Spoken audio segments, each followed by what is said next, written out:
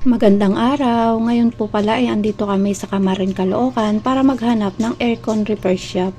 At ayan nga po, napakaulan ngayong araw na to. Mabuti na lang ay walang traffic dahil ini-expect ko na talaga na kapag lumadaan kami talaga dito ay napakabigat ng traffic dahil sa ginagawang MRT7.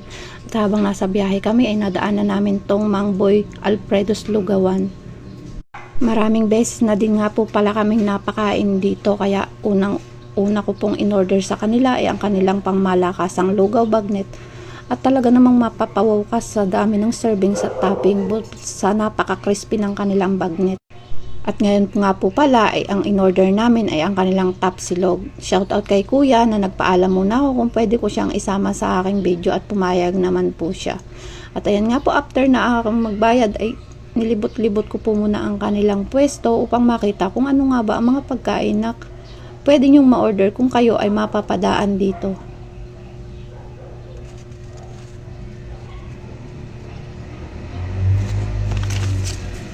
At kung kayo nga po ay may celebration na gaganapin ay pwede po kayo mag-order sa kanila kung wala po kayong oras magluto or kung kayo ay tinatamad. Ayan, check nyo na lang po sa kanilang FB page kung ano nga po ang pwede nyong ma-order.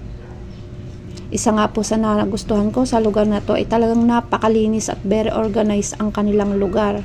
Even ang kanilang mga silya, ang kanilang mga lamesa ay talagang naka-uniform, kulay red and kulay black, kaya napakasarap sa mata. At ngayong oras nga po na to ay kami pa lang ang customer dahil nga po medyo late breakfast and early lunch. Kaya siguro nasa loob pa ng bahay ang mga tao at kami pa lang ang nasa labas. At ayan nga po, ang kanilang mga condiments ay talagang malinis at very personalized.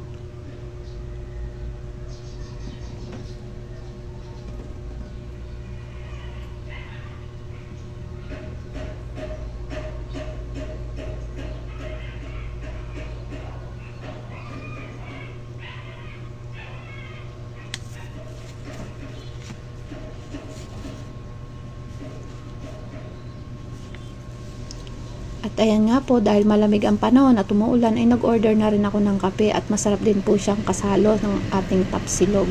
At ayan nga po, dumating na ang ating order. Let's eat! Ayan, meron din po silang pasabaw. At talaga nga pong 10 out of 10 ang rate ko sa kanilang tapa dahil bukod sa napakalasa ay hindi po makunat na kagaya ng iba.